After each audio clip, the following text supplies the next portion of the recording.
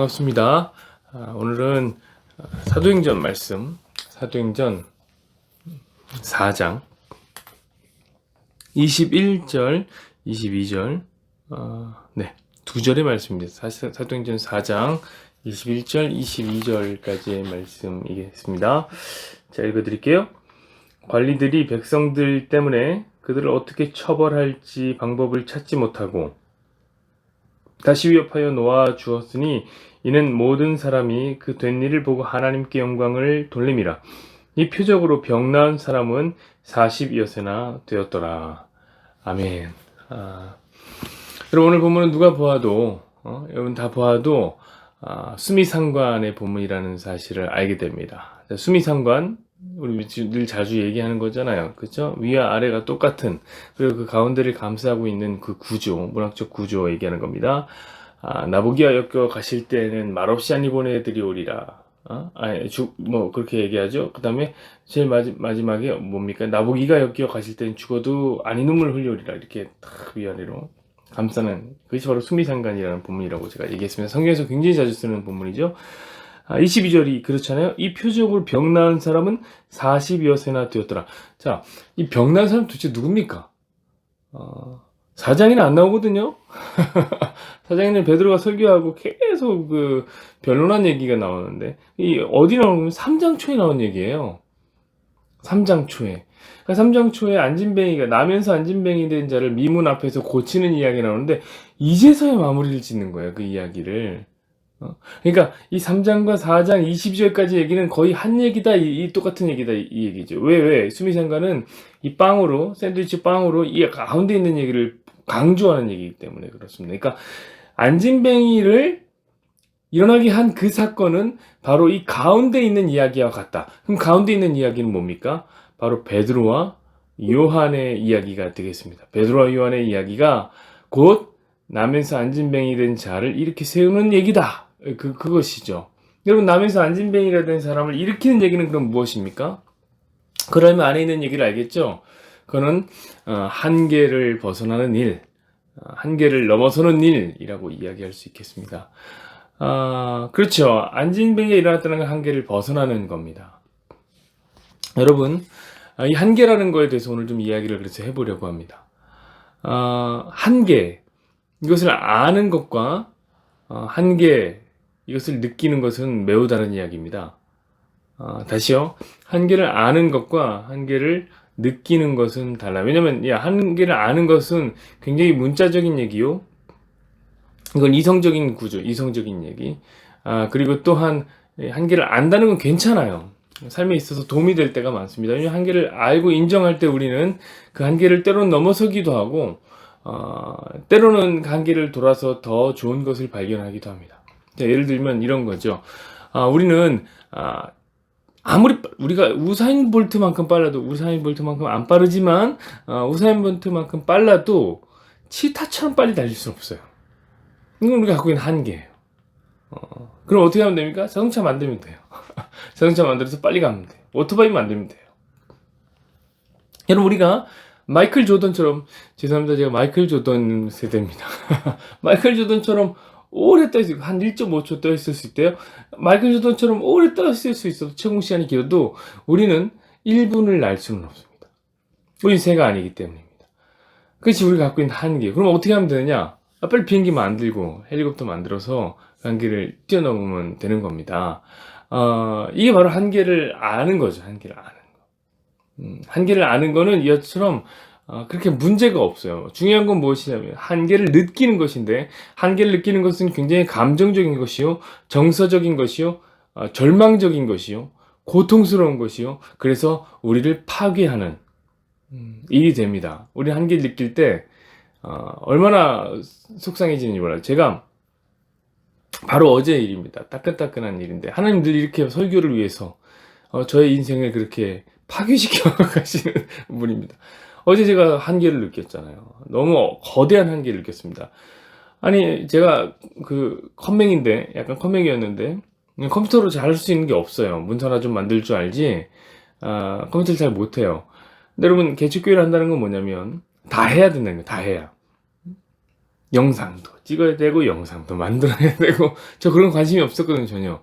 그리고 올리기까지 하는 그래요. 개척교회를 한다는 것은 그렇게 자기 한계를 깨야 되는 얘기예요. 그런데 어제는 이상하게 업로드가 안 되는 거예요. 업로드가 안 돼요. 주일날 가면 제가 항상 영상을 만들어가고 다시 업로드 하는데 와, 어떻게 해도 안 되는 거야. 이렇게 하고 올려봐도 다 계속 에러나고 이렇게 해도 에러나고.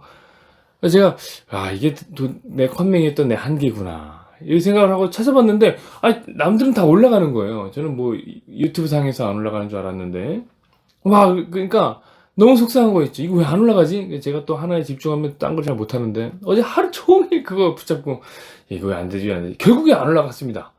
지금도 올라가고 있어요. 여러분 인코딩 한번 하는데 1시간씩 걸리거든요. 이거를 계속 하는 거예요. 너무 속상해. 그러니까 너무 속상하니까 다 때려치고 싶은 거 있죠. 마지막에 이거 뭐하러 하는 거야 이걸. 하지마 목회도 하지마 이런 생각이 듭니다. 이런 한계를 느끼는 건 굉장히 파괴적이에요. 이런 것과 같습니다. 쟤는 왜 잘 나가? 쟤 왜 잘 나가? 이런 거 항상 상대가 있죠. 잘 나가는 상대가 있죠. 비교, 열위, 나를 열등감으로 만들어버리는 상대가 있어요. 근데 생각해보세요. 걔가 아버지가 재벌이야. 그래서 잘 나가. 그러면 그게 한계가 되는 거예요. 나는 우리 아버지가 돈이 없다는 게 한계가 되는 거예요. 우리 아버지는 돈이 없지. 우리 아버지는 재벌 아니지. 이게 한계가 돼서 너무나 속상한 거를 경험하죠. 쟤는 왜 멋있는 남자를 만날까? 쟤는 왜 예쁜 여자를 만날까? 너무 속상하고 열등감을 느껴지죠. 근데 그렇다 한계를 느끼는 거 아닌데 어느 때 한계를 느낍니까? 그 상황에 가만 보니까 제가 너무 예뻐. 얼굴이 너무 잘생겼어. 그럼 그때부터 우리 얼굴이 한계가 되는 거예요. 내 얼굴은 그렇지 못한데. 그렇게 한계라는 것이 느껴지게 되는 것이고 그것을 느낄 때는 너무 속상해요. 그래서 여러분 우리는 혼자 있게 되거나 아니면 내가 제일 잘 나간다 그 무리 중에서 그럴 때는 한계를 느끼지 않습니다. 그러니까 한계를 느낀다는 것은 지극히 상대적인 얘기고 비교 열위에서 나오는 매우 파괴적인 감정이라고 생각하면 되는 것이겠습니다. 아무리 해도 이겨낼 수 없는 상대가 있다. 이것이 우리의 한계죠. 자, 그렇다면 오늘 이 안진뱅이가 앉아있다는 것이 분명히 한계인데 그것을 아는 것을 넘어서서 한계를 느끼지 않게 하려면 어떻게 할까요? 안진뱅이가 한계를 느끼지 않게 하려면 이러면 돼요. 다 같이 안진뱅이면 돼요. 그렇겠죠? 안진뱅이 무리에 들어있으면은 그는 한계를 느끼지 않을 겁니다. 눈먼 자들의 도시라는 영화를 보셨습니까? 이 눈먼 자들의 도시라는 영화를 보면 처음에 눈을 못 보는 사람이 나와요. 그 사람은 한계를 느끼겠죠. 다른 사람들 다 보여서 사는데 나는 왜 보지를 못할까? 그래서 빌어먹고 사는 자기의 인생이 정말 비루한 거예요. 근데 어느 날 갑자기 도시에 바이러스가 퍼집니다. 그래서 어떻게든 다 눈을 못 보게 되는 거예요. 여러분 그렇게 다 눈을 못 보게 되면 어떻게 되죠? 그 사람이 더 이상 한계를 느낄 필요가 없단 말이에요. 다 못 보는데 뭘 한계를 느껴요. 오히려 그 사람은 인생이 더 잘 풀릴 거죠. 왜냐면 원래 못 봤으니까 안 본 채로 살아갈 수 있단 말이에요. 그게 익숙해. 남들은 이제 막 못 본 거고 자기는 항상 못 봤기 때문에 삶의 지혜가 있는 사람으로 바뀐단 말입니다. 안진뱅이도 마찬가지야. 모두 다 안진뱅이면 자기가 그렇게 한계를 느끼게 속상할 필요가 없어요.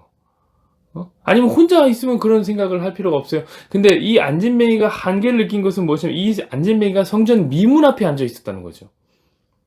자, 이 성전 미문 앞에 앉아 있었다는 것은 수없이 많은 사람들이 그 앞에 왔다 갔다 하는 거예요. 저기 어린 놈도 저렇게 잘 걷고 저기 나이가 많으신 저분도 참 저렇게 잘 걷는데 계단도 오르고 성전 안으로 들어가서 예배도 드리고 너무너무나 행복한 시간들을 펄쩍펄쩍 뛰면서 보내는데 나는 왜 여기 앉아 있을까? 이게 한계를 느끼게 만드는 일이 되겠습니다. 그러니까 나보다 더 좋은 것을 소유한 어떤 사람, 나보다 더 좋은 두 다리를 소유한 어떤 사람들을 볼 때에 우리는 그 사람에게서 우리 한계를 느끼게 됩니다. 여러분 그런데 이 안진뱅이가 드디어 일어서게 된 거예요. 베드로와 요한에 의해서 일어서게 된 것입니다. 이것은 그럼 다른 말로 어떻게 얘기할 수 있을까요? 그 한계를 벗어난 것이다.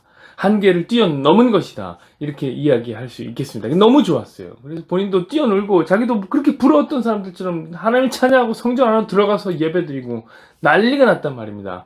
근데 여러분, 그래서 제가 질문 하나 하겠습니다. 그 질문은 뭐냐면, 그렇다면 이 안진뱅이가 더 이상 한계를 느끼지 않을까요?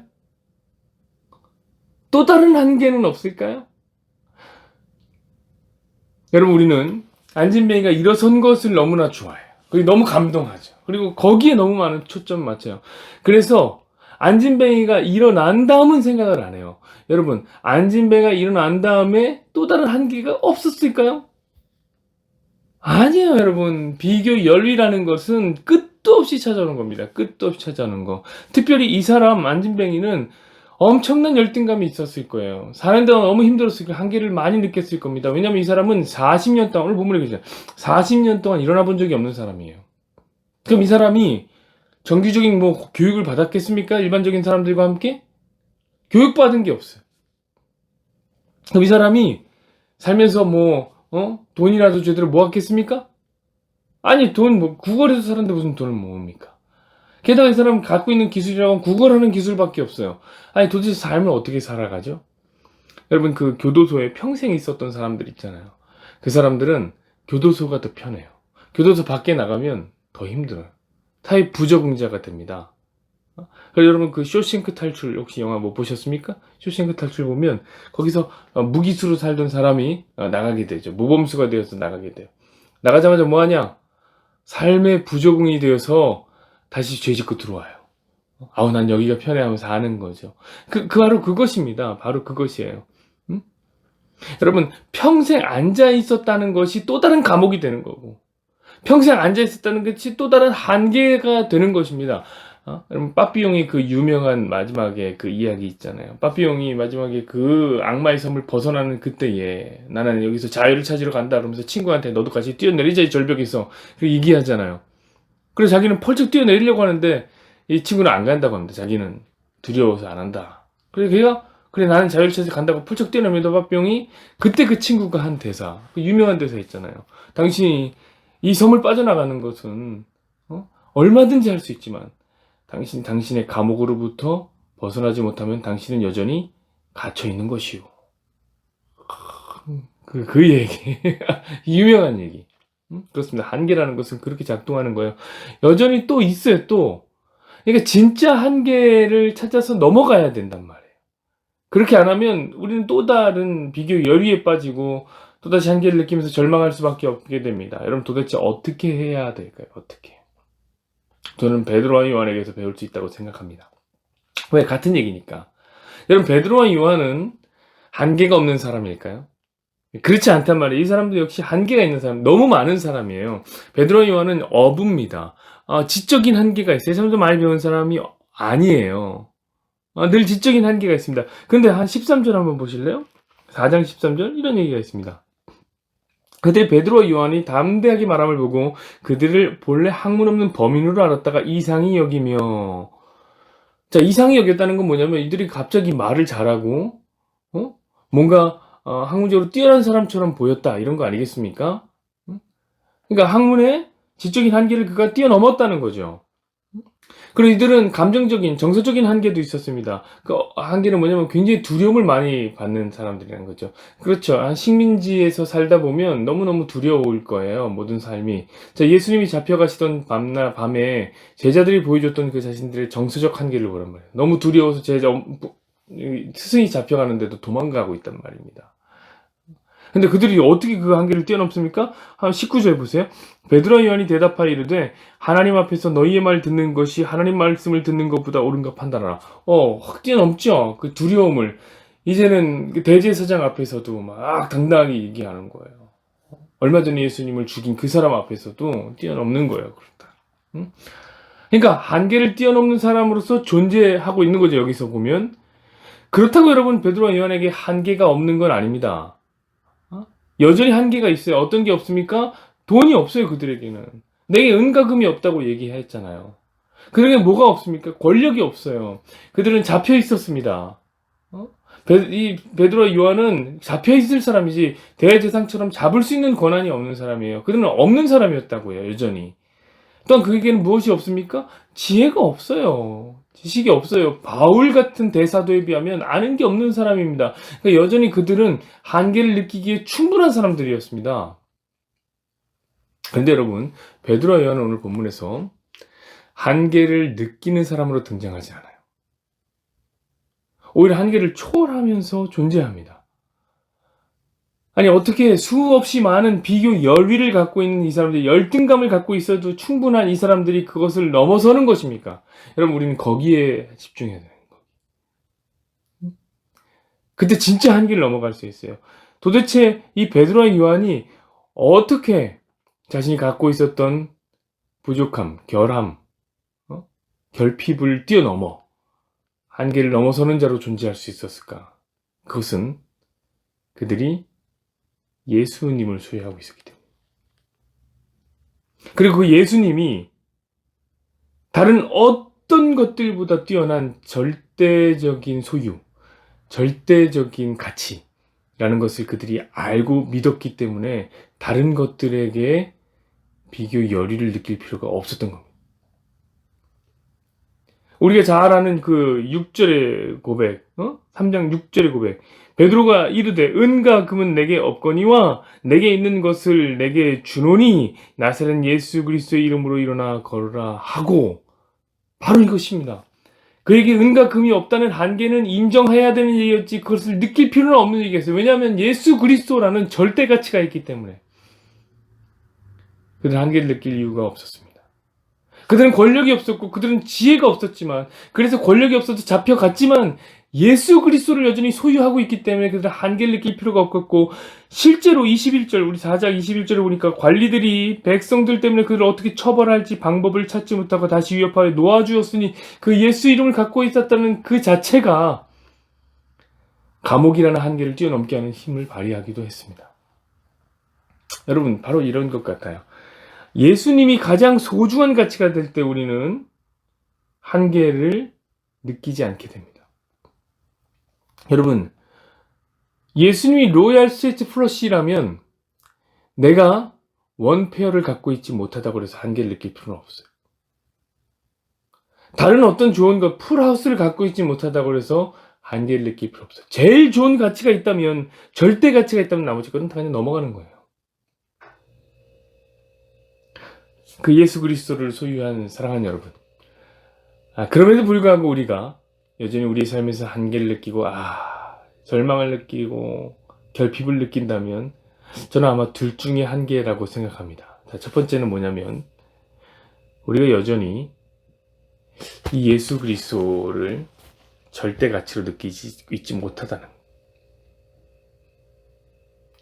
그 예수님 말고 다른 더 좋은 것이 있진 않을까. 예수님은 상대적인 것이고 다른 것들이 내게 더 소중하고 필요한 것일지도 몰라. 그럼 우리는 이제 한계를 느끼게 됩니다. 두 번째로, 그럼에도 불구하고 한계를 느낀다면 어쩌면 저와 여러분이 그 예수님을 소유하지 않은 사람이 될지도 모르겠습니다. 저는 이런 속상한 일이 우리 안에 없었으면 좋겠습니다. 진정으로 예수님을 절대 가치로 소유하여 모든 한계를 벗어나 초월하여 우리 주님만으로 만족하는, 주 예수만을, 오늘 그렇게 찬양 고백했잖아요. 주 예수보다도 귀한 것은 없다 라고 고백을 할 수 있는 저와 여러분이 되기를 간절히 소망합니다. 우리 함께 기도하시죠.